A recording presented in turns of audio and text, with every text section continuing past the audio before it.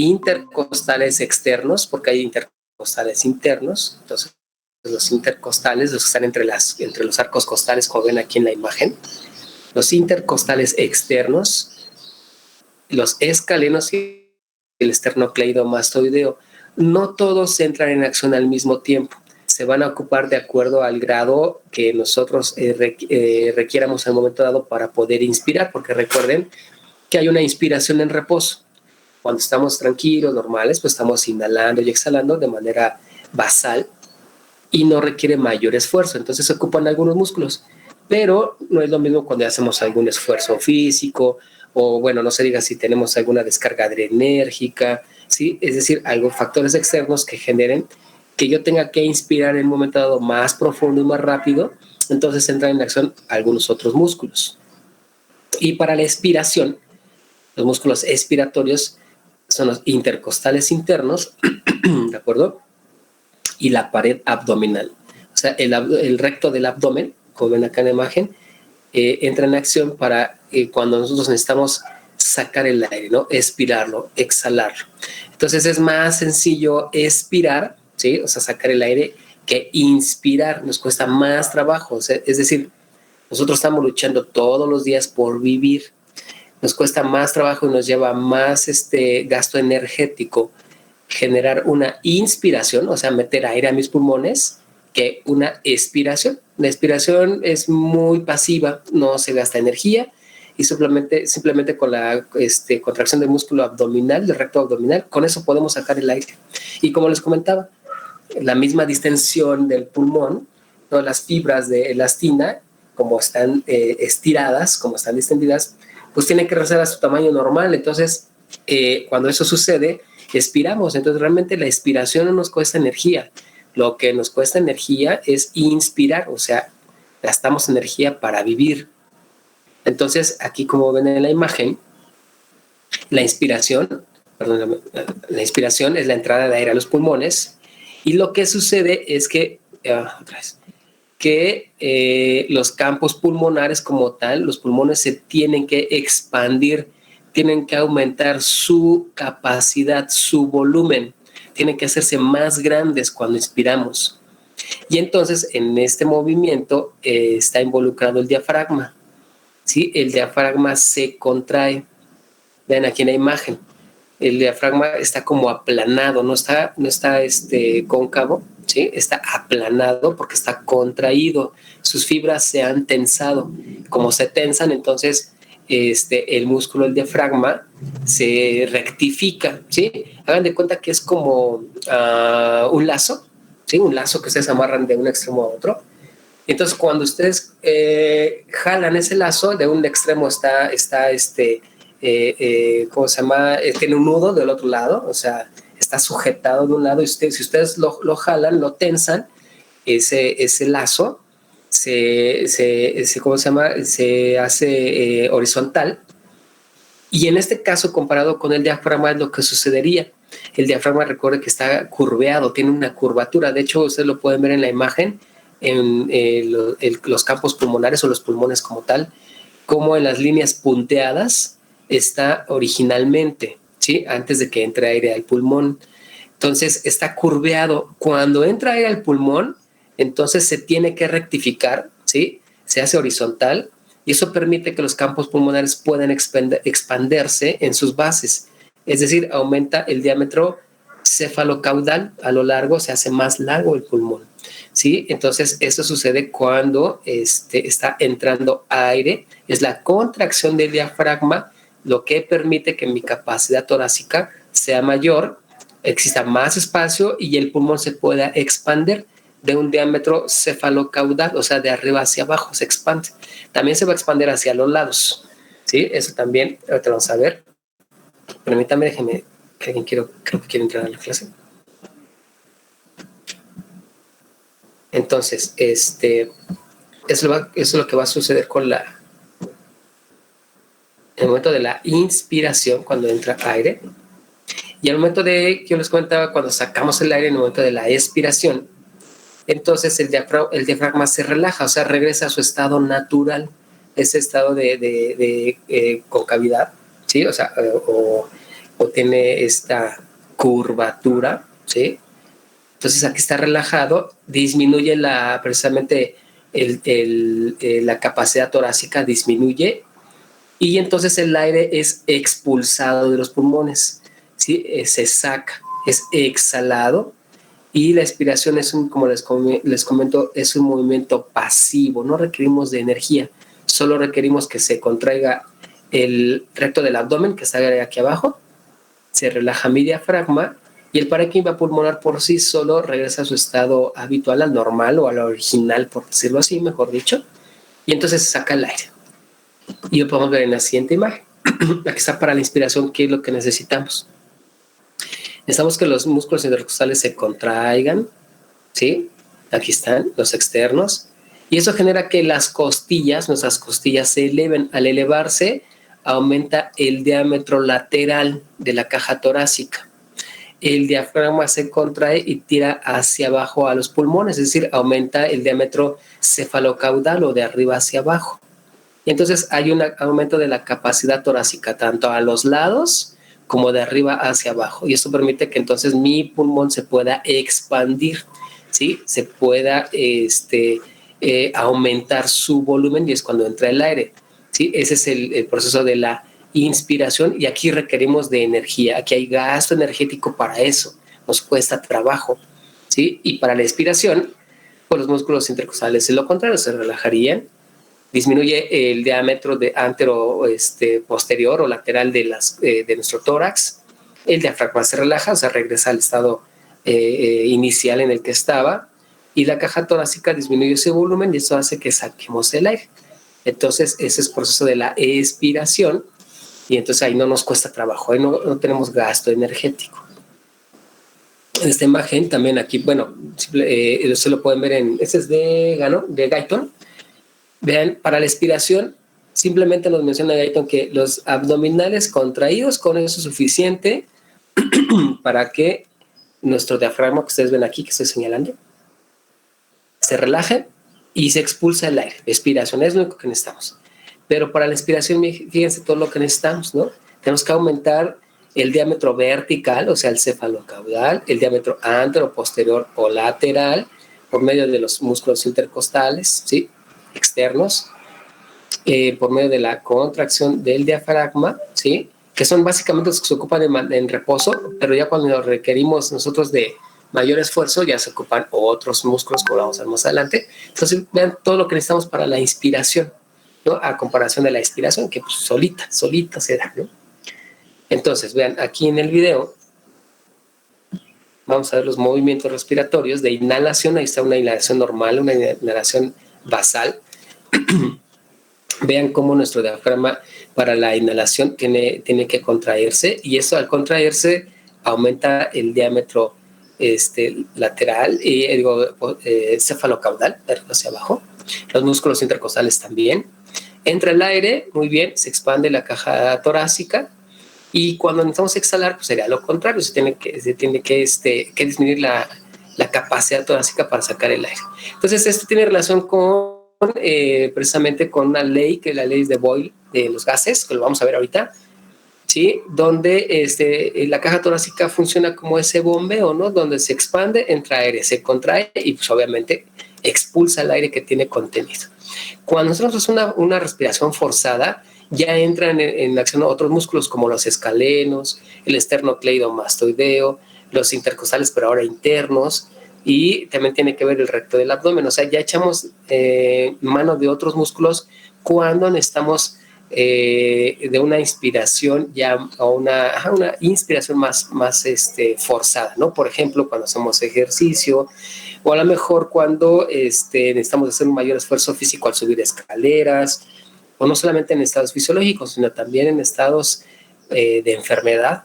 Por ejemplo, en procesos que tienen que ver con problemas respiratorios como neumonías, bronquitis, ahora con lo que estamos viendo con el síndrome de dificultad respiratoria con el SARS-CoV-2, ¿no? Con COVID. Entonces ahí hay dificultad respiratoria, y entonces es cuando se echan a andar otros músculos accesorios para que podamos respirar. Cuando se echan a andar estos músculos, nosotros podemos clínicamente verlo. ¿sí? Por ejemplo, cuando hay tiraje intercostal, cuando, bueno, vayan en semestres más adelante, van a ver que en los niños, o a lo mejor posiblemente ya hayan visto actualmente, que cuando tienen dificultad respiratoria y les levantamos nosotros su camisita y les vemos el tórax, sus costillas se hunden, ¿sí? Eso es porque los intercostales están funcionando tratando de que se expanda más la caja torácica, ¿sí? Es un mecanismo, valga la redundancia, mecánico, muscular. O retracción sifoidea. Ustedes ven aquí en el sifoides, en el hundimiento de las sifoides, que ahí se hunde más todavía. O hay aleteo nasal. Entonces, son músculos accesorios que se echan a andar para tratar de poder respirar adecuadamente cuando así se requiere. Cuando no, pues simplemente con la contracción del diafragma y cierta contracción de los músculos intercostales externos, con eso es suficiente de manera fisiológica cuando estamos en reposo. Ahora, todo esto que estoy platicando de la mecánica respiratoria, de la inhalación, de la expiración, ¿no? O de la inspiración y la expiración, tiene que ver con todo mecánicamente hablando, con los músculos que ya vimos. Tiene que ver también con volúmenes, o sea, cuando entra el aire a los pulmones, pues solamente recibe cierta cantidad de aire. Y el aire que entra a los pulmones se mide en volúmenes, ¿sí? Recuerden que cualquier, ¿cómo le puedo decir? Contenedor, o en un caso dado cualquier recipiente que esté hueco por dentro, tiene cierta capacidad de volumen. Por ejemplo, una botella de agua, ¿no? Hay botellas de 1 litro, hay botellas de medio litro, o sea, tienen una capacidad que pueden contener algo adentro. En el caso de los pulmones, más o menos sería algo similar porque tiene la capacidad de tener cierta cantidad de aire, cierto volumen de aire cuando inspiramos, cuando metemos aire, pero también tiene capacidades cuando sacamos el aire. Entonces, esto nos da origen a que en el pulmón podamos valorar volúmenes y capacidades, ¿sí? Es como un recipiente en el cual por ahí va a pasar aire, solo que es de manera dinámica. Recuerden que el aire cursa o sigue un trayecto, un camino a través de los bronquios, de esos tubos, va viajando por ahí el aire cuando entra y cuando sale. Entonces todo eso se puede valorar y todo eso nos sirve para cuando se hacen pruebas como la espirometría. Bueno, entonces, ¿qué necesitamos saber? Bueno, necesitamos saber conceptos como los que están ustedes viendo en la diapositiva, que son volúmenes y capacidades. Y entonces tenemos conceptos como el volumen corriente, el volumen de reserva inspiratoria, el volumen de reserva expiratoria, el volumen residual, la capacidad vital y la capacidad pulmonar total. Entonces vamos a ver. Aquí cabe mencionar que los volúmenes en conjunto forman capacidades, ¿sí? Ahorita lo checamos gráficamente. Entonces, vamos a ver 4 volúmenes, ¿sí? El volumen corriente, de manera práctica es el volumen cuando nosotros inspiramos y el volumen cuando nosotros sacamos el aire, cuando expiramos, de manera basal. O también hay volúmenes que se calculan cuando hacemos una inspiración profunda o forzada o una expiración forzada también, ¿sí? Ahorita vamos a ver, hay volumen residual, hay cierta cantidad de aire que se queda en los pulmones, que ni entra ni sale, ahí se queda. Y con eso podemos medir qué capacidad tienen nuestros pulmones para tener aire. Entonces, vamos a la siguiente gráfica. A ver, esta gráfica se obtuvo precisamente de espirometrías, de estudios que se hacen a nivel pulmonar. Y obtenemos estas gráficas. Otras vamos a ver una por una,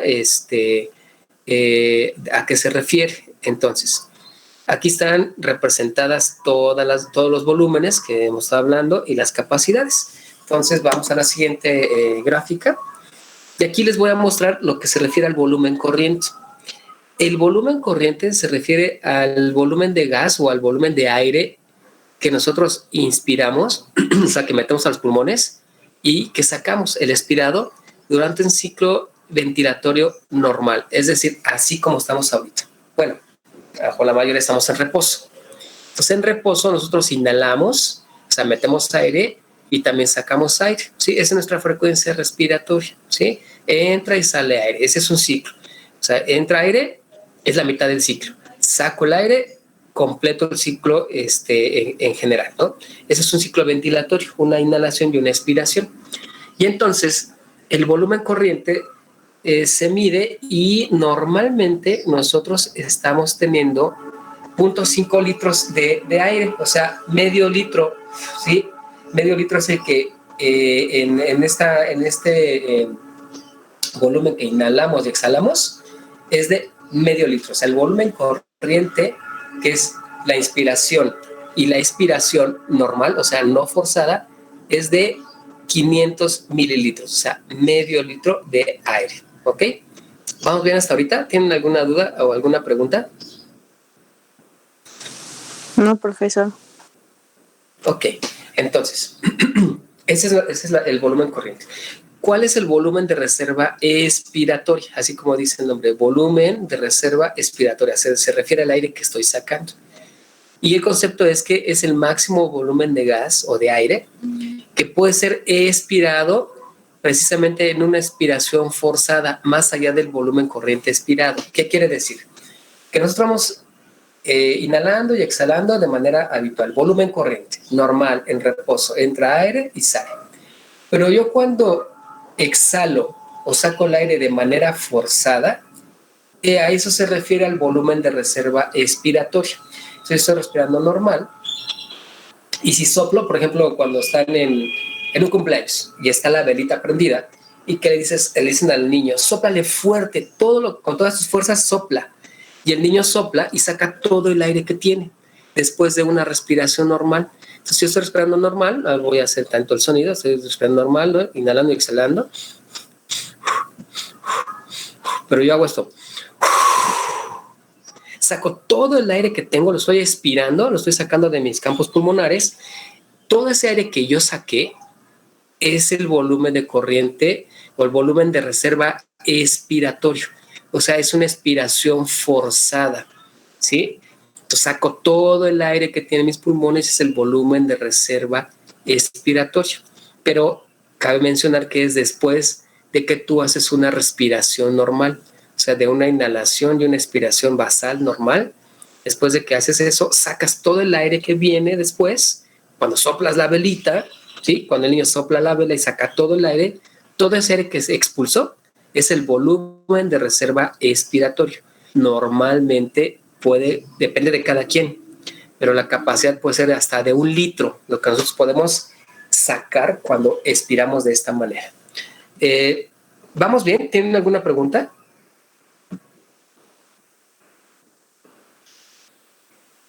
No, profe. Ok. Permítame tantito. Déjame aquí. Ok. Ahora, ¿a qué se refiere con el volumen residual? Precisamente es el gas que permanece en los pulmones, el aire que permanece en los pulmones tras esta expiración máxima. Cuando nosotros expiramos, sacamos el aire, podemos sacar hasta ese litro como les he comentado, pero el pulmón no se queda sin aire, o sea, se queda una reserva. Ese volumen de reserva permite, o mejor dicho, evita el colapso de mis vías aéreas. Se queda ahí, ya no sale. Se queda ahí y evita que se colapsen mis vías aéreas. Entonces, aunque yo saque todo lo que tenga, siempre hay un volumen residual y normalmente es desde aproximadamente de 1.2 litros. ¿Sí? Y este volumen residual me permite que no se colapsen mis vías aéreas. Ok. ¿Cuál es el volumen de reserva inspiratorio? Como dice su nombre. En el mismo ejemplo anterior, donde nosotros exhalamos, sacamos todo el aire que tenemos. También cuando inhalamos después del volumen corriente, estoy en reposo, estoy normal.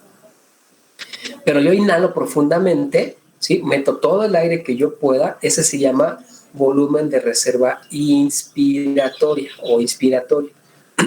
Entonces estoy normal respirando y si yo jalo aire, todo lo que yo pueda jalo aire, bueno, todo ese volumen es medido y ese es el volumen de reserva inspiratoria, ¿sí? Así como hay de expiración, de poder sacar el aire, de soplar, bueno, también hay cuando inhalamos. Jalamos aire todo lo que podemos y entonces normalmente se mide y la cantidad es de 3.3 litros aproximadamente. Obviamente cambia, ¿verdad? Como les digo, depende de cada cuerpo. De qué va a variar si haces ejercicio o si no haces ejercicio. Si tienes una capacidad pulmonar más amplia que otra persona, si padeces o no de alguna enfermedad, o sea, es muy variable, pero fisiológicamente son los valores que se han visto en la mayoría de las personas. Obviamente, no es lo mismo un recién nacido, a un niño o a un adulto, pero los volúmenes van variando en cantidad, pero el principio es el mismo, ¿no? Volumen de reserva inspiratorio es el máximo volumen de aire o de gas que yo puedo inhalar, meter a mis pulmones después de o más allá de mi volumen corriente, de estar en reposo. Ok. Y estos volúmenes generan capacidades. Entonces vamos a hablar de capacidad vital, que es la máxima cantidad de gas que puede ser exhalada tras una inspiración máxima. Es decir, el volumen corriente es igual al volumen de reserva inspiratoria más el volumen de reserva expiratorio, ¿sí? Entonces yo inhalo profundo, jalo el aire todo lo que pueda, jalo y el movimiento que sigue es sacar todo el aire que yo jalé. Ya jalé y ahora saco todo el aire. Exhalo, saco todo el aire. Todo ese volumen, el de inspiración y de expiración, el que saqué, se mide, y es el volumen o mejor dicho, la capacidad vital. Y esa capacidad vital aproximadamente es de 4.8 litros, o sea, casi 5 litros, ¿no? Entonces están entrando estos 5 litros, la capacidad que yo tengo de inhalar y de exhalar. Todo se mide y esa es la capacidad vital. Y la capacidad pulmonar total incluye esos dos movimientos que les comenté, más el volumen de reserva, ¿sí? O sea, el volumen que no sale de los pulmones y que siempre se queda ahí adentro para que no se colapsen mis vías aéreas. Entonces, le sumamos ese volumen de reserva y tendremos una capacidad pulmonar total de más o menos 6 litros, 600 mililitros, ¿sí? O sea, 1 litro más de esos 5 de inhalar y exhalar. Le agregamos 1 litro más porque es el volumen residual y ya tenemos la capacidad pulmonar total, que es más o menos de 600 mililitros o 6 litros en total. ¿De acuerdo? Y hay otro volumen. Hay un volumen que se llama espacio muerto, ¿sí? O volumen del espacio muerto. Es un volumen que no interviene con la hematosis, o sea, ahí está, no se ocupa para el intercambio gaseoso, pero es decir, es como un remanente que queda ahí en las vías aéreas, que es más o menos de 150 a 160 mililitros más, sí, que ahí está, pero a diferencia del volumen residual, sí, el que les digo que no se sale, a diferencia del volumen residual, este volumen del espacio muerto no se ocupa para la hematosis. Sí, ahí se queda, pero no sirve para el intercambio gaseoso. Bien. De tal manera que pues aquí ya tenemos todos los volúmenes y las capacidades, ¿no? En esta gráfica. Con representadas, aquí si lo logran ver, pues está el volumen corriente de 0.5 litros, el volumen de reserva expiratorio, el que sacamos forzadamente de 1 litro, el volumen de reserva inspiratorio, el que nosotros metemos al aire, inhalamos hasta 3.3 litros, ¿sí? Aquí está toda la gráfica, aquí está la capacidad vital, que es el aire que he metido forzadamente y el que saco también de manera forzada, ¿sí? Aquí está el volumen residual hasta abajo, miren lo que queda, que no se ocupa para la hematosis. Aquí está el volumen de reserva, que sí se ocupa para la hematosis, pero que no sale de los pulmones, evita que mis vías aéreas se colapsen. Y aquí está la capacidad pulmonar total. Todo eso es mi capacidad pulmonar total. O sea, incluye todos los volúmenes que hemos hablado. ¿De acuerdo? ¿Tienen alguna duda hasta ahorita? ¿Algún comentario?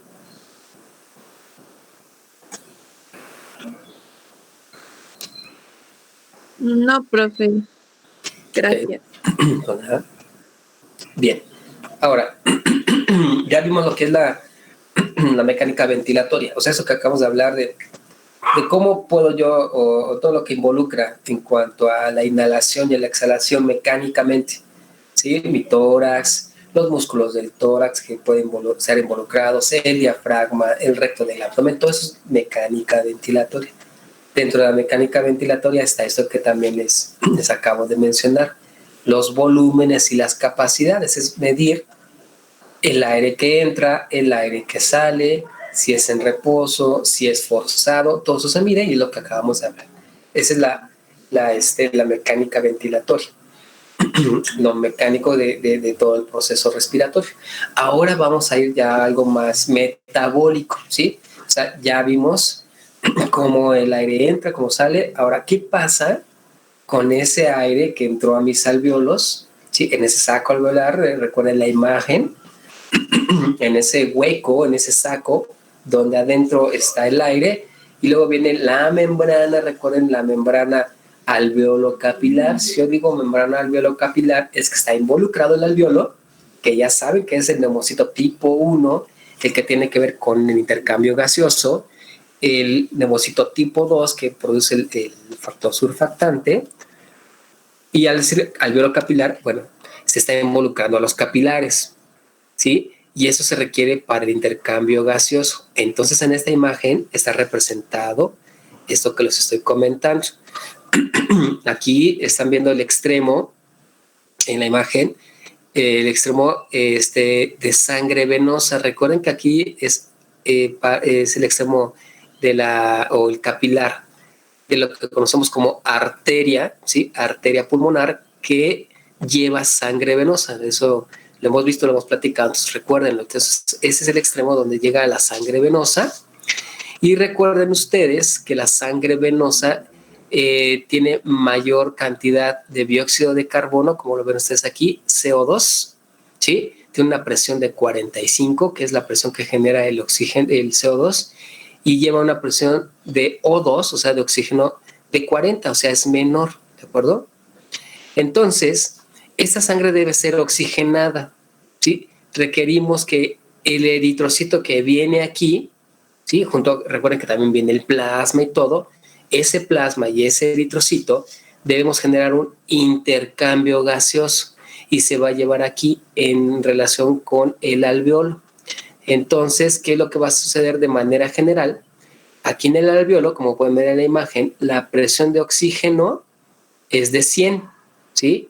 La presión de CO2 es de 40. Esto se los menciono porque aquí ya empiezan a entrar la ley de los gases, ¿sí? Que fisiológicamente nos van a funcionar o nos va a servir para comprender el intercambio gaseoso.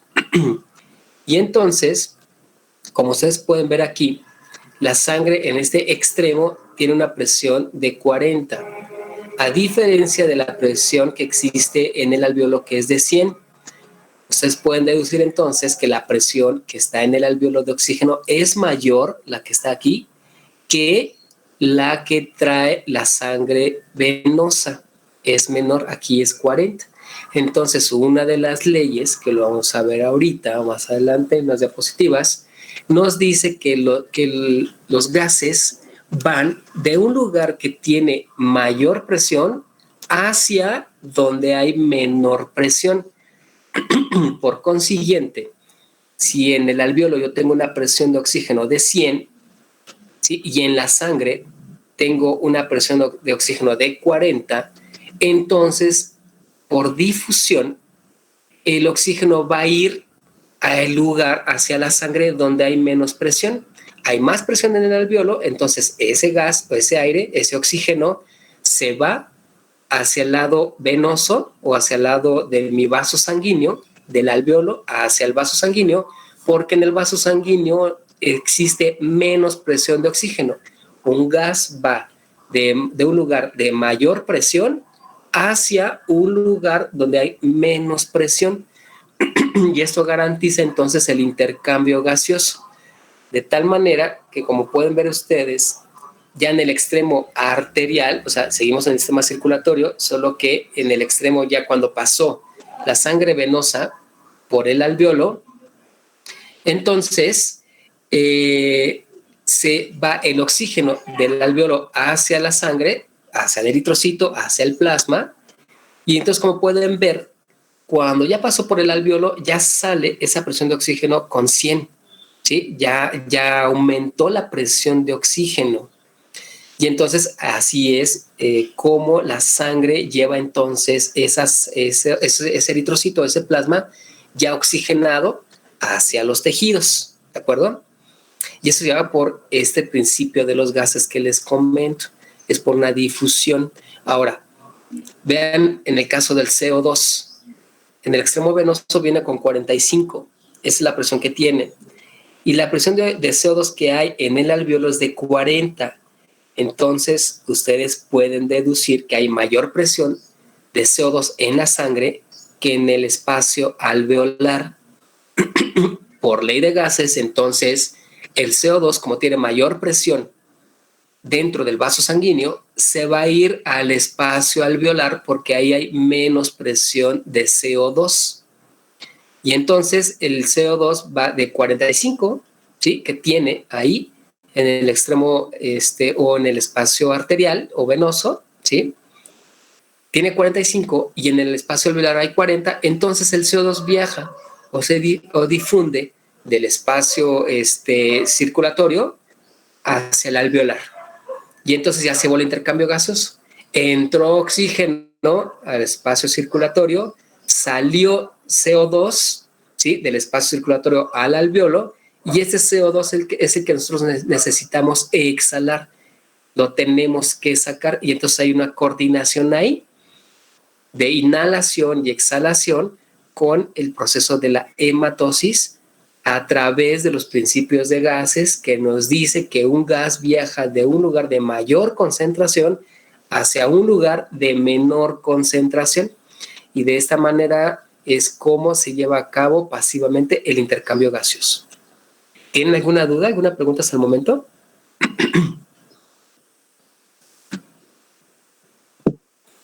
No, ninguna.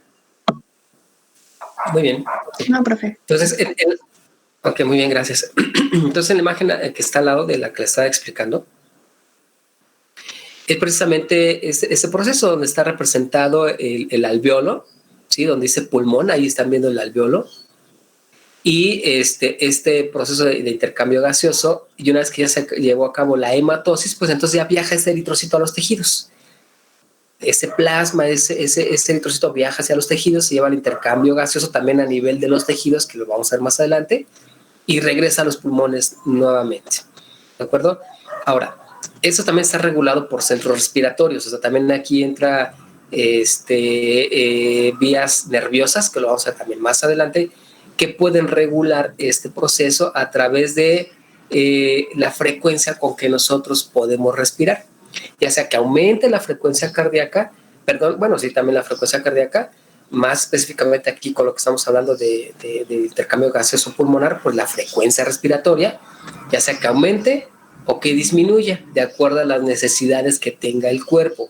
Si estamos haciendo ejercicio, pues obviamente aumenta la frecuencia cardíaca, llega más cantidad de sangre al alveolo, entonces yo tengo que aumentar la frecuencia respiratoria para poder llevar a cabo el intercambio gaseoso, o sea, no me puedo quedar corto, ¿sí me voy a explicar?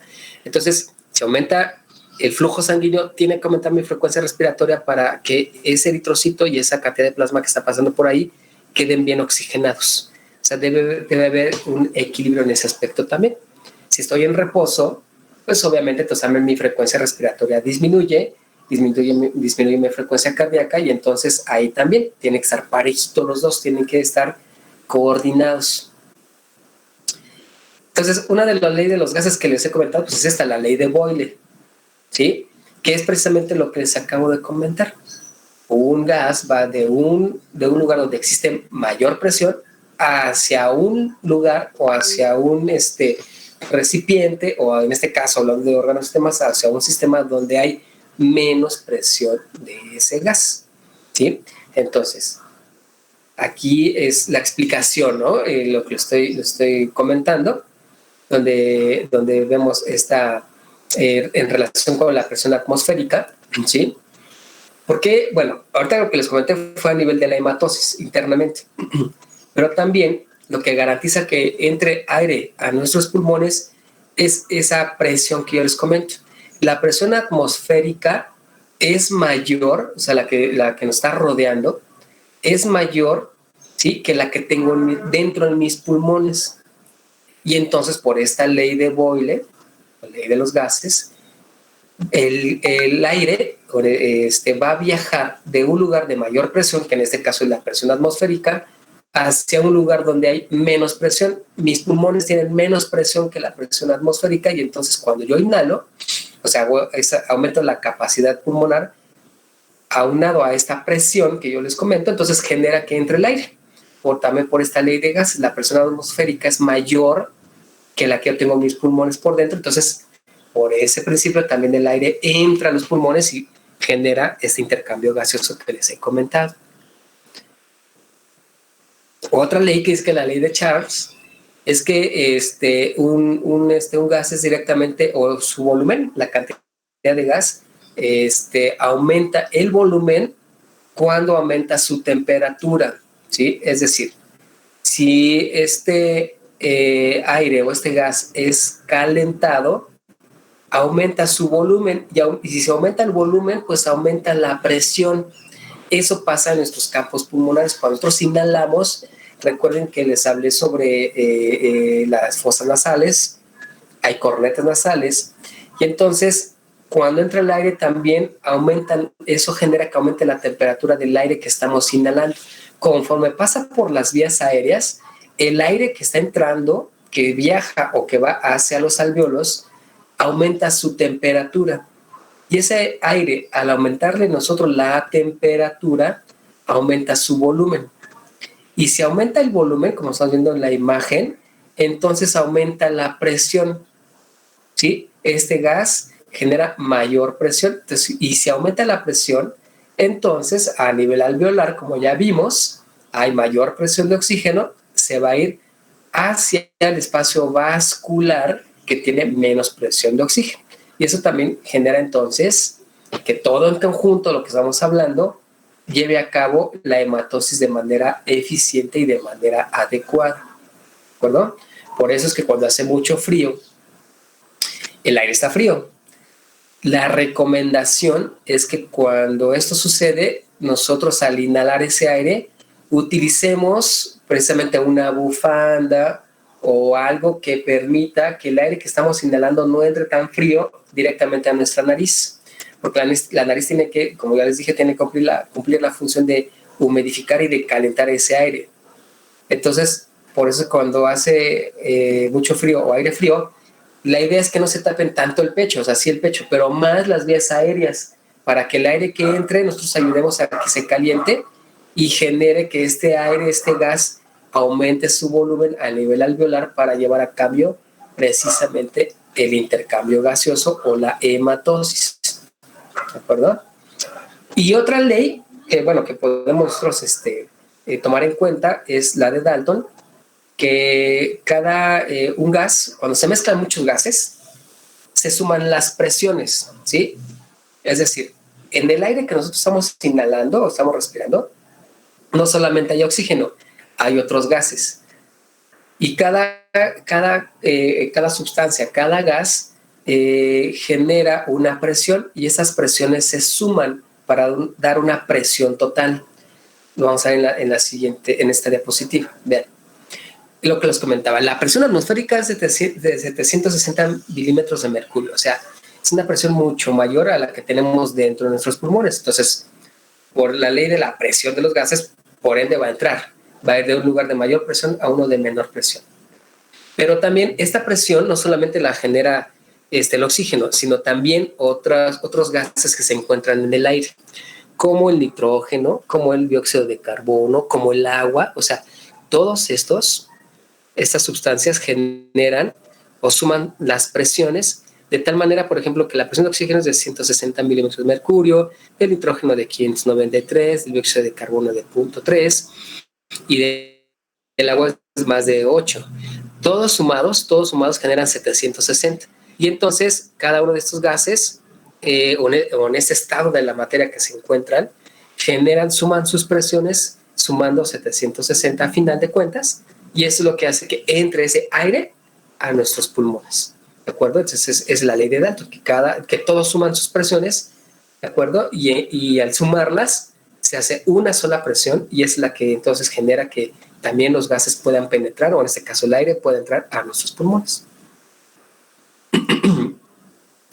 Otra ley, bueno, esta de Henry, básicamente es para que nosotros diferenciemos que el CO2, como ven en la diapositiva, el CO2 es 20 veces más soluble que el oxígeno en un medio acuoso. ¿Para qué necesitamos saberlo? Eso nos permite saber que el CO2 se transporta de una manera más adecuada en la parte líquida de la sangre, o sea, en el plasma. Es decir, el CO2 es 20 veces más soluble que el oxígeno en el plasma, en la parte líquida, ¿sí? Y es por eso que el CO2 se transporta mayoritariamente en el plasma, porque es más soluble el CO2 en el líquido, y la parte líquida de nuestra sangre es el plasma, que el oxígeno. Entonces el oxígeno, como no es tan soluble, por eso se transporta en el eritrocito en mayor cantidad, ¿sí? Y el CO2 se transporta en el plasma en mayor cantidad porque es más soluble, 20 veces más soluble que el oxígeno. ¿De acuerdo? Si me siguieron en este aspecto, ¿tienen alguna duda, alguna pregunta? ¿Puede repetir esta ley, perdón? Perdón. Sí, que de manera práctica el CO2 es más soluble en agua que el oxígeno. Y tú sabes que hablando en este caso de la hematosis, el intercambio gaseoso se lleva en la sangre con el alveolo. En la sangre tenemos una parte celular y una parte líquida. Por ende, si el CO2 es más soluble en un líquido o en agua que el oxígeno, entonces el CO2 se transporta mayoritariamente o en mayor cantidad en el plasma. Y el oxígeno se transporta mayoritariamente o en mayor cantidad en el eritrocito. Sí, también en el plasma, pero más en el eritrocito. Y el CO2 también puede transportarse dentro del eritrocito, pero la mayor parte del CO2 se transporta en el plasma porque es más soluble que el oxígeno. ¿Sí? Sí, muy bien. gracias. No. Y entonces, bueno, aquí vamos a ver esta diapositiva. Eso es para integrando todo lo que platicamos, ¿sí? Aquí en el título de la diapositiva, o hasta arriba, dice transporte de oxígeno. Entonces, ese oxígeno que nosotros vamos a estar intercambiando en el proceso de hematosis, el alveolo, ¿sí? Ya vimos que por presión de gases tiene mayor presión, entonces se difunde o se va hacia la circulación, hacia nuestro eritrocito, y el 97% de este oxígeno se transporta en la hemoglobina, como pueden ver ahí en la diapositiva. Y el 3%, o sea, el restante, se transporta en el plasma, ¿sí? O sea, sí se transporta en el plasma, pero en menor cantidad, ¿sí? Y mayoritariamente es en la hemoglobina, 97%. Ahí es donde se va a transportar, ¿sí? Entonces, ahora, vean en la imagen de abajo, aquí en el pulmón, que está representando el pulmón, cómo viene el extremo, aquí es el extremo arterial. Recuerden que aquí hay sangre no oxigenada, o sea, sangre venosa, ¿sí? Ya lo platicamos, ven la presión de oxígeno de 40 milímetros de mercurio, la presión alveolar es de 100, digo, algunos autores pueden cambiar, hasta 104, 106, pero lo que nos debe quedar claro a nosotros es que hay mayor presión de oxígeno en el alveolo, lo que permite entonces el intercambio y que el oxígeno se transporte mayoritariamente en la hemoglobina del eritrocito, 97%, y el 3% disuelto en el plasma. Y entonces ya aquí, fíjense, viene con 40, ¿sí? Aquí en el extremo venoso, bueno, donde viene la sangre venosa, y sale con 104, o sea, ya hay mayor presión de oxígeno. Puede variar, por ejemplo, algunos pueden decir que hasta 95, otros 100, pero la presión de oxígeno es mayor con la que ya sale hacia los tejidos. Y entonces, como pueden ver en la imagen, en promedio la presión que lleva nuestra sangre arterial, la cantidad de oxígeno medida en presión es de 95 milímetros de mercurio. Con esa presión va hacia los tejidos, ¿sí? Ahí llega el corazón bombea esta sangre, recuerden, por el ventrículo izquierdo, la expulsa, viaja a todos los tejidos y entonces, vean, ya en una célula tisular, es decir, en cualquier tejido, si nuestra sangre viaja con 95 milímetros de mercurio y en el tejido esta presión de oxígeno es menor, es de aproximadamente de 23, ¿sí? milímetros de mercurio, es decir, está en menor cantidad la presión de oxígeno en los tejidos que requieren el oxígeno. Por ende, por ley de gases, sabemos que el oxígeno se va a ir a donde hay menor presión, de un lugar de mayor presión a un lugar donde hay menos presión. Entonces, si en los tejidos existe menor presión de oxígeno que en la sangre que está llegando hacia ese tejido, pues entonces el oxígeno va a difundir hacia ese tejido porque trae mayor presión de oxígeno, ¿sí? Y entonces le va a ceder, le va a dar oxígeno a esos tejidos. De tal manera que cuando esto sucede, ya en el retorno venoso, recuerden, ya se llevó el intercambio gaseoso, ya pasó el oxígeno de un lugar de mayor presión a un lugar de menor presión, entonces la sangre a nivel venoso lleva menos presión de oxígeno porque ya se dio oxígeno, ya les dio oxígeno a los tejidos y sale con una presión de 40 milímetros de mercurio. Llegó con 95, ¿sí? Difundió el oxígeno y se quedó con 40, ¿sí? Y esta medida de 40 milímetros de mercurio es el extremo venoso capilar, y recuerden que ya se va por el sistema venoso ya como tal, regresa al corazón y regresa con esos 40 milímetros de mercurio con menor presión que la que tiene el alveolo, y entonces se vuelve a llevar el intercambio gaseoso, aumenta la presión de oxígeno en la sangre arterial, tiene mayor presión de oxígeno en la sangre arterial que los tejidos a quienes va a dar el oxígeno, ¿sí? La presión de oxígeno en los tejidos es menor, se difunde por la ley de gases que ya conocemos y así constantemente se está llevando este intercambio tanto a nivel alveolar como a nivel tisular, ¿sí? De tal manera que si nosotros vemos a un eritrocito en 100 mililitros de sangre, la saturación de oxígeno que lleva la hemoglobina, ya no estamos midiendo presiones de milímetros de mercurio, estamos midiendo aquí la saturación de oxígeno, ¿sí? Entonces, recuerden que aquí la saturación de oxígeno puede ser hasta del 97%, ¿sí? Aquí es donde mayoritariamente se transporta el oxígeno.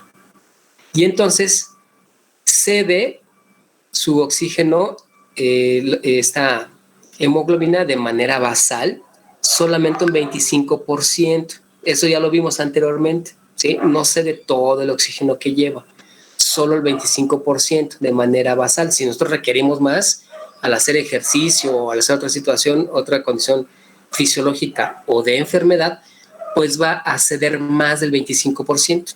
Basalmente, solo el 25%. Si redondeamos, entonces digamos que el eritrocito, al ceder en su hemoglobina solo el 25% de oxígeno, se quedará con el 75%. Y con ese 75% regresa, ¿sí? Regresa aquí en la circulación venosa y se vuelve a oxigenar, ¿sí? Del 75% aumenta, ahora va a aumentar hasta el 95%, por ejemplo, o hasta el 100%, o sea, aumenta la cantidad. Cede nuevamente 25 y vuelve a regresar. ¿De acuerdo? Entonces, aumenta o cede más oxígeno cuando sea necesario, mientras solamente el 25%, y así se está llevando constantemente este intercambio gaseoso. ¿Tienen alguna pregunta hasta el momento? ¿Alguna duda?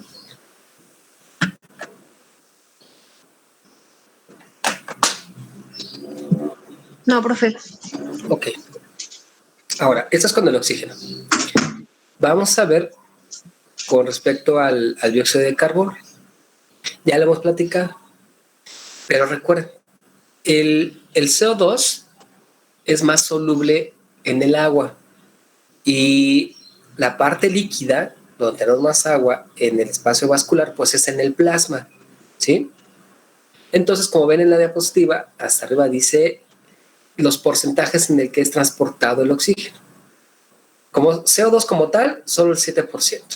En forma de carbaminohemoglobina, o sea, unida a la hemoglobina del eritrocito, el 10 al 20%. Y en forma de bicarbonato, recuerden esto, ya lo vimos en lo que es el equilibrio ácido-base, cuando vimos eritrocito, cuando vimos sangre y cuando vimos renal, ahí lo mencionamos, aquí lo volvemos a mencionar. Entonces, el CO2 es transportado en forma de bicarbonato de un 70 a un 80%.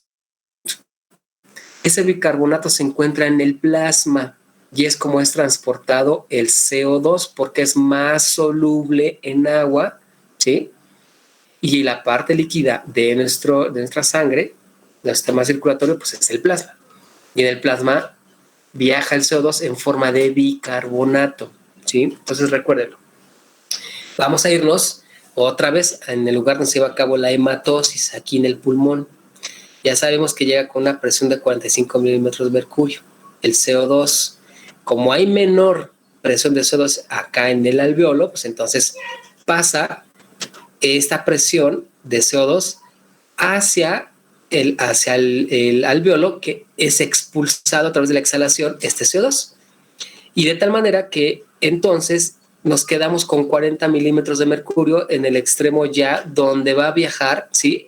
El CO2, aquí lo ven, hacia la circulación, ¿sí? Hacia la circulación mayor, hacia los tejidos. Es bombeada la sangre, aquí va, ¿y ven? El CO2 llega con una presión a los tejidos de 40 milímetros de mercurio. Los tejidos, las células tisulares, por su metabolismo, recuérdenlo, metabólicamente producen CO2 y generan una presión de 46 milímetros de mercurio. Es decir, es mayor la cantidad o la presión de CO2 que tiene esta célula y entonces, por ley de gases, el CO2 va a viajar de un lugar de mayor presión, que es aquí en el tejido, a un lugar de menor presión, que es en el extremo aquí arterial, ¿sí? En la sangre. Entonces se va a difundir hacia la circulación, de tal manera que entonces cuando ya va la sangre en el extremo capilar venoso, ya no tiene 40 milímetros de presión de CO2, ya tiene 45, o sea, ya es mayor, y este 45 es el que llega precisamente acá en el alveolo para llevar a cabo el intercambio gaseoso, como lo hemos platicado. O sea, es un círculo, es un ciclo. ¿Qué va a pasar? Fíjense, aquí está nuestra célula en la imagen. Se está el CO2 difundiendo, o la célula está cediendo este CO2 por presión de oxígeno, por presión de gases, perdón, ¿sí? Entonces el CO2 viaja y se va por un lado hacia el eritrocito. Vean, penetra el eritrocito, ¿sí? Cuando entran al eritrocito, recuerden que tenemos nosotros agua y tenemos una enzima que es la anhidrasa carbónica. ¿Para qué nos sirve la anhidrasa carbónica? Para generar ácido carbónico, como ustedes ven aquí. Y este ácido carbónico, espontáneamente dentro de la célula, genera o se convierte en bicarbonato, ¿sí? Aquí está, miren, el bicarbonato. Y aquí está un ion hidrógeno que se liberó. Esto ya lo vimos, recuerden, y este ion hidrógeno se une a la hemoglobina, ¿sí? Para que no aumente la acidificación aquí en la célula. Y el bicarbonato que está dentro de mi eritrocito tiene que salir. Recuerden que sale porque hay un codo transportador de cloro. El cloro entra a la célula, permite que salga el bicarbonato al plasma. Recuerden que el bicarbonato nos sirve para mantener un equilibrio ácido-base, que nuestro pH sanguíneo sea de alrededor de 7.4, mantiene ese equilibrio, que no disminuya el pH porque se acidifica. Y entonces el bicarbonato, ¿sí? Se va al plasma. El CO2 está aquí, vean, aquí hay CO3 incluso, ¿no? O sea, hay un oxígeno más. Entonces, el CO2 está viajando en forma de bicarbonato en el plasma. Ya vimos en el plasma de un 70 a un 80%, de hecho aquí en la imagen es un 70%, en forma de carbaminohemoglobina, o sea, el CO2 que se unió también a la hemoglobina, recuerden que también hay una porción, aquí no sé, pero se une a la hemoglobina, es del 23%, y como tal, como CO2, solamente el 7%. ¿Sí? Aquí está el CO2, también está viajando en el plasma, así como CO2, pero mayoritariamente en forma de bicarbonato. Y así es como llega esta sangre venosa, llega al pulmón, aquí está la imagen. Y recuerden, entonces, aquí está mi bicarbonato en el plasma, vean, aquí está el bicarbonato. ¿Qué pasa? Vuelve a entrar al eritrocito, ¿sí? Y recuerden que en el eritrocito tenemos otra vez aquí a nuestra anidrasa carbónica. O sea, la anidrasa carbónica funciona reversiblemente para un lado y por el otro, ¿sí? Por un lado formó ácido carbónico y aquí lo que va a hacer, ¿sí? Es nuevamente, aquí está el bicarbonato, ya entró, lo convierte en, aquí se forma ácido carbónico y el ácido carbónico por efecto de la anidrasa carbónica rompe esta molécula y genera agua que nos va a funcionar y se separa el CO2, vean, vino viajando en forma de bicarbonato en el plasma, pero entrar al eritrocito se convierte, o bueno, se rompe la molécula y ya nos quedamos solamente con dióxido de carbono. Y este dióxido de carbono se va a intercambiar por ley de gases. Recuerden que aquí llega con 45 milímetros de mercurio y aquí en el alveolo tiene 40. Entonces difunde ese CO2 y sale el CO2. Hay que exhalar. ¿De acuerdo? Y es lo que sucede con el dióxido de carbono. Es la manera en que lo vamos a expulsar y la manera que es transportado. Recuerden. Aquí en esta imagen es lo mismo que les acabo de explicar. Solo que es para que se den cuenta con respecto al pH. No es de 7.3, o bueno, 7.37. O sea, es muy parecido, la diferencia es mínima. Entonces, se mantiene un pH adecuado, un rango, o sea, no estamos estrictamente en 7.4, puede variar, ¿no?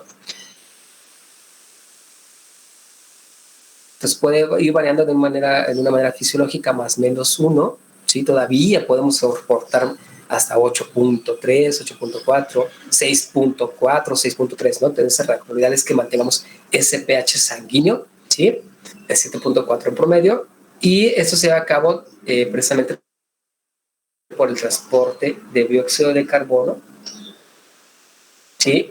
Que mayoritariamente es a nivel del plasma en forma de bicarbonato, en menor proporción dentro del eritrocito y en menor proporción como tal, como CO2 en el plasma. ¿Tienen alguna duda, alguna pregunta ahorita? No, profe. Ok.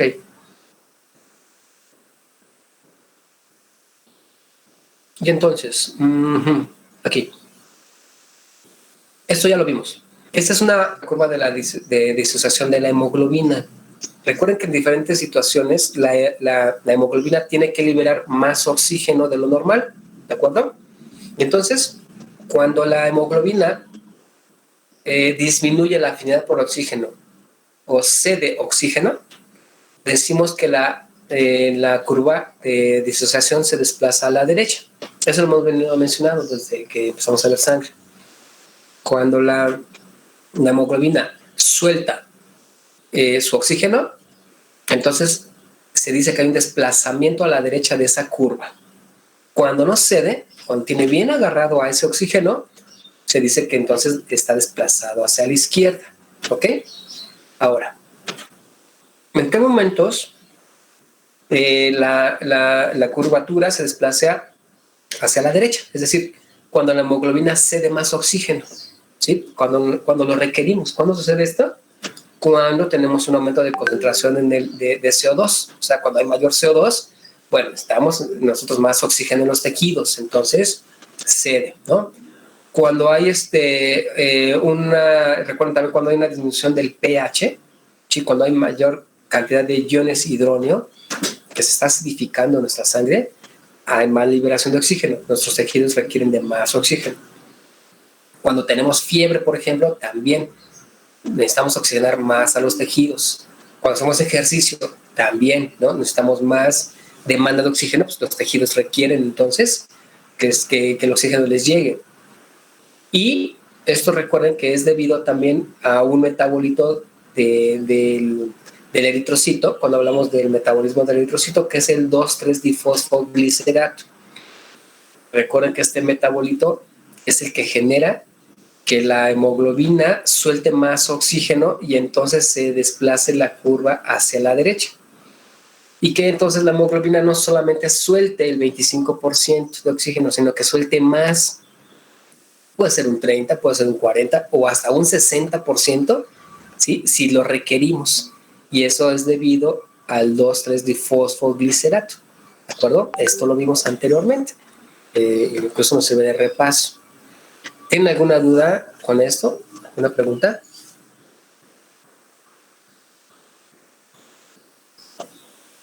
Yo creo que no, profe.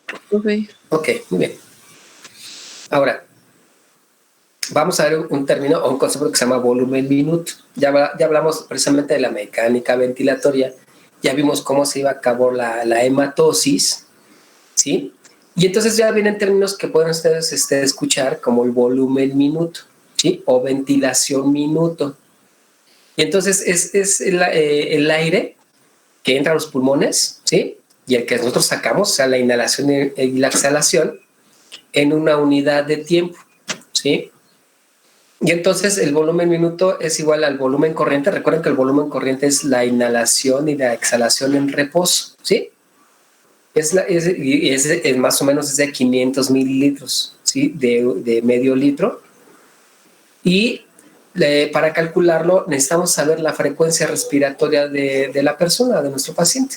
De tal manera que esta fórmula la calcularíamos de la siguiente manera, como ustedes lo están viendo.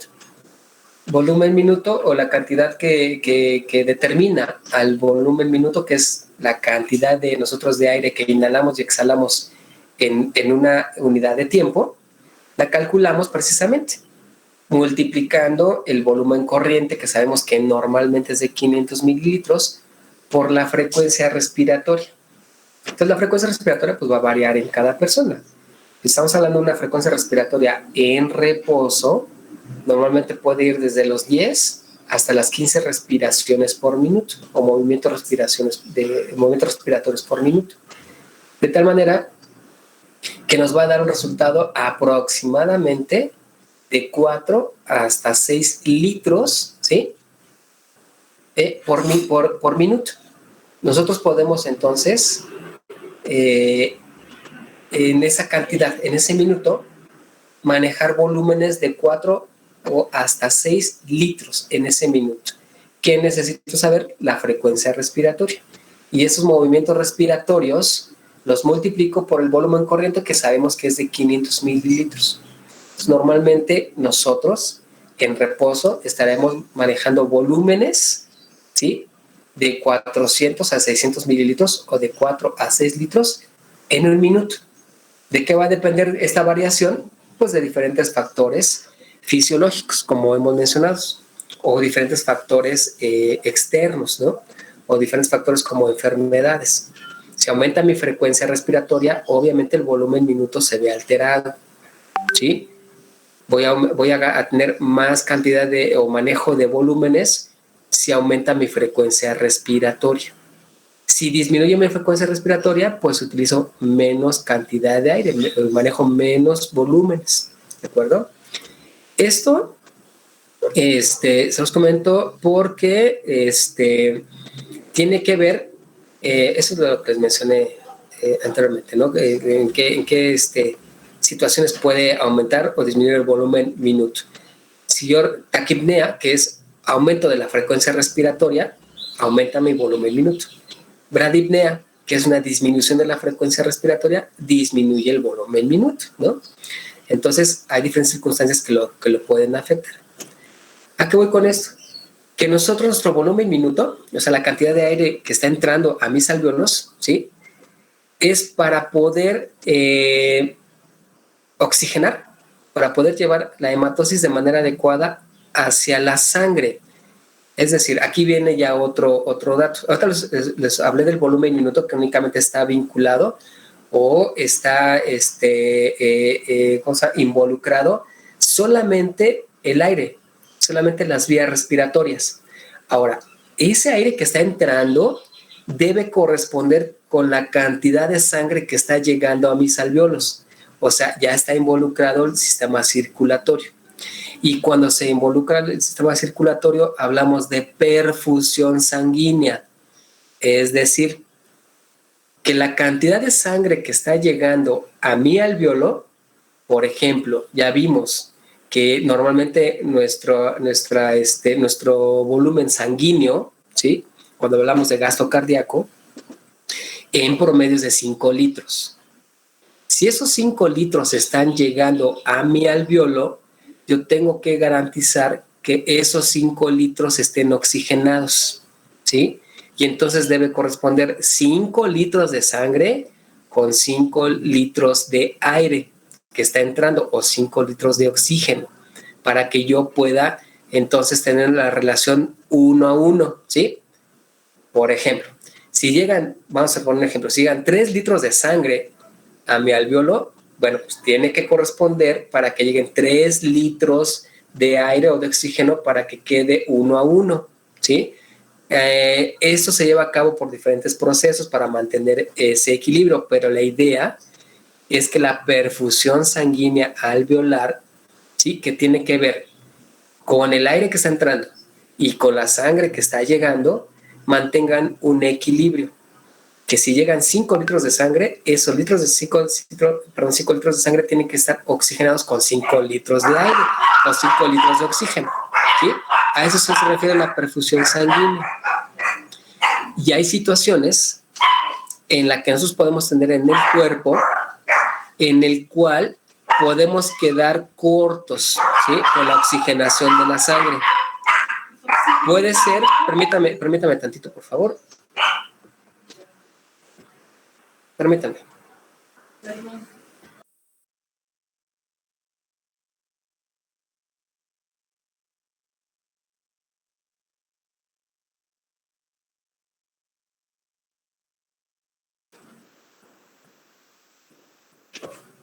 Ok, pero ¿se van siguiendo?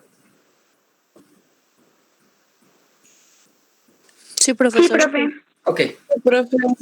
perfecto, gracias. Entonces, hay diferentes situaciones en el cuerpo donde, por ejemplo, en los ejemplos que he estado mencionando, si yo hago ejercicio, obviamente va a aumentar mi gasto cardíaco.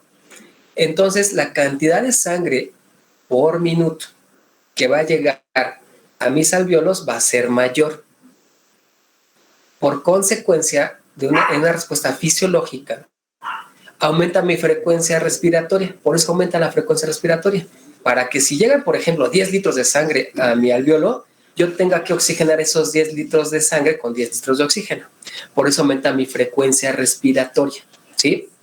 Si yo estoy en reposo, y hice ejercicio, ahora estoy en reposo, me tranquilizo, mi frecuencia cardíaca disminuye, ¿no? Mi volumen o mi gasto cardíaco disminuye. Entonces, como disminuye, ya no necesito entonces yo tener un aumento de la frecuencia respiratoria, porque si permanece mi frecuencia respiratoria elevada, entonces entraría más oxígeno o más aire del que yo estoy necesitando. Entonces, por ende, mi frecuencia respiratoria tiene que disminuir para que si ya nada más están llegando de esos 10 que yo estaba ocupando, ya nada más están llegando 5, por ejemplo, en reposo, pues bueno, la cantidad de oxígeno que va a llegar al alvéolo también va a ser de 5 y mantenemos esa relación 1 a 1, ¿de acuerdo? Solamente que también a veces en situaciones de enfermedades, por ejemplo, vamos a poner en una enfermedad como enfisema pulmonar, donde mi alvéolo ya no está funcionando, me quedo corto con esa oxigenación de la sangre. Siguen llegando, por ejemplo, esos 5 litros de sangre al alvéolo, pero como tengo un problema respiratorio, puede ser un enfisema, puede ser una bronquitis, por ejemplo, una neumonía, la cantidad de aire que está llegando a mi alvéolo es menor, ¿sí? No existe esa relación de 5 litros de sangre por 5 litros de aire o de oxígeno. Como tengo un problema respiratorio, llega menos cantidad de aire, menos cantidad de oxígeno, y entonces me quedo corto. Y esa sangre, pues, no se oxigena de manera adecuada, ¿sí? Eso se llama shunt, efecto shunt, S-H-U-N-T, ¿sí? Es decir, la cantidad de sangre que está llegando no estaba siendo oxigenada por algún, en este caso, pues, se pone un ejemplo, por un problema respiratorio, y entonces mi sangre queda poco oxigenada. Mi saturación de oxígeno es leve, es menor a la que debe de tener, ¿sí? Y entonces eso genera una alteración en mis tejidos. Mis tejidos tienen una alteración de hipoxia tisular. Le está llegando poca cantidad de sangre. Entonces, esta relación donde no está bien oxigenada mi sangre, ¿sí? Se llama efecto Shunt. S-H-U-N-T. De acuerdo que no lo anoté, pero lo pueden ustedes a lo mejor leer en algún, ya más adelante en otras materias, bueno, fisiopatología o libros. Este efecto es cuando nos quedamos cortos, hablando del sistema respiratorio, con la oxigenación de la sangre. ¿Vamos bien? ¿Alguna pregunta? ¿Alguna duda? ¿Cómo dijo que se llamaba el efecto? Perdón. Ahorita se los escribo. A ver, espérenme tanto. Permítame.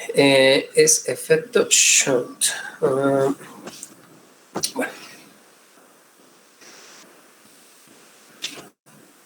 Así como suena, ¿no, profe? Sí, así, S-H-U-N-T. Shunt. Ahí lo estoy en el chat. ¿Sí? Pues ahí por ahí lo van a leer y todo eso. Entonces, a eso se refiere. ¿Va? Ok, bueno, entonces, hasta ahí lo vamos a dejar ahorita. Ya me cansé, me está doliendo un poquito ya mi garganta, entonces mejor ahí le voy a parar para que mañana le sigamos. ¿Tienen alguna duda, alguna pregunta hasta el momento de lo que llevamos de respiratorio? La verdad es que estamos avanzando bien. También no me quiero ir muy rápido. Entonces, no sé, díganme cómo vamos con el ritmo, cómo lo sienten. Bastante bien, profe. Sí. Ok, sí, ok. Sí, la verdad es que, o sea, lo que hemos llegado hasta ahorita a ver en estas dos clases, normalmente, me voy un poco más tranquilo, o sea, todavía más relajadito, y normalmente lo vemos en 4 clases, ¿no? Pero ahorita por la situación, también no quiero, o sea, lo estoy mediando de tal manera que quede claro, para que también nos quede tiempo para lo de digestivo, pero tampoco darles la embarradita, ¿no? No se trata de eso, se trata de que quede claro. Entonces, por eso les pregunto, ¿no? Ya me comentaron algunos de ustedes, pero vuelvo a reiterar, perdón, voy bien con el ritmo, vamos adecuadamente, porque sí estamos avanzando de manera adecuada para que no me quede corto con los demás temas. Sí, está bien, profe. Bueno, por mí no hay problema. Sí, Ok, profe, está perfecto. bien.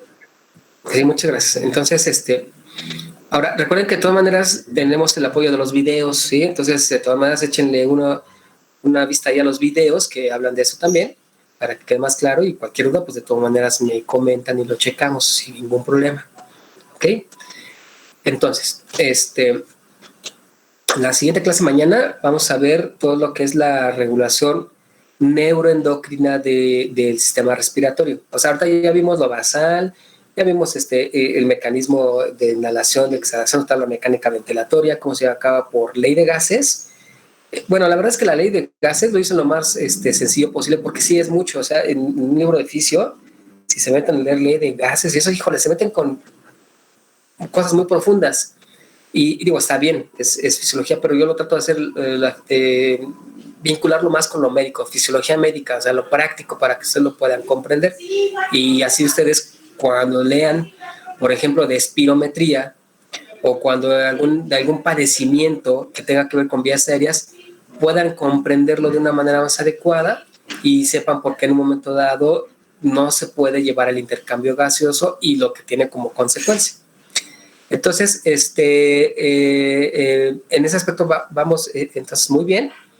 Y ahora lo que tenemos que ver es ¿qué es lo que regula la frecuencia respiratoria? O sea, ¿qué otros factores se involucran, como lo vamos a ver en mañana? ¿Qué otros factores se involucran y tienen que ver con precisamente la regulación neuroendocrina del sistema respiratorio? Entonces eso ya lo checamos mañana, ¿de acuerdo? Sí, profe. Sí, profe. Ok, Está bien, profe. muy bien. Entonces, pues muchachones, me dio gusto verlos. Si no hay ningún otro comentario, pues váyanse a comer, disfruten su comidita y mañana nos veríamos entonces. Sí, profe. Sí, profe, nos vemos. Sí, profe, gracias. Mañana. Ok, Gracias. cuídense mucho. Por nada, nos vemos mañana. Gracias, profe. Hasta luego, profe. Hasta luego, adiós.